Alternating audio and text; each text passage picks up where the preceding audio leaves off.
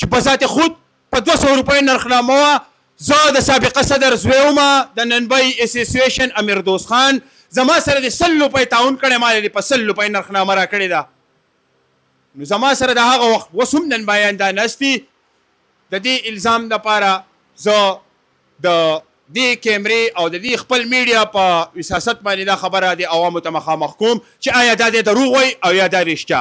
2013 کې صدر لیاقت علي په 2013 کې د زموږ د نرخنامې پیسې اخیستې دي او 2024 پورې موږ یو صدر هم نه لیاقت او هېڅوک زموږ خوا نه دي راغلي. په 2024 کې زموږ صدر سبزالي 2024 نه 2025 پورې زموږ دا صدر دی او ویم 2013 کې کومه نرخنامه ورکړې ده هغه هم په پیسو باندې ورکړې او بیا د 2024 پورې بله نرخنامه چې دا هغه راغلې نه وه.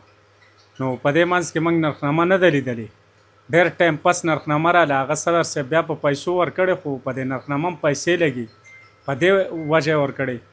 ده بیا په منځ کې بله نرخنامه راویستې ده، هغه یې پرې ورکړې د دې دپاره چې یاره دا صدر صاحب دغه شي او همیشه چې د خپلې نرخنامې خرڅې کړې ښه په قاعده پیسې اخیستې مخکې او اوس چې دی اوس هم زموږ صدر صاحب سبزالي دی بیا به مي او د نن بیانو خیر چې دی په سبزالي کې دی لټوي.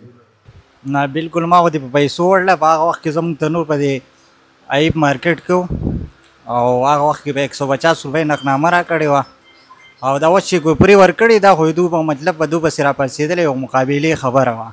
په 2013 کې موږ په پیسو نرخنامه اخیستې ده خو دې خو بیا خو نرخنامه نه ده راکړې.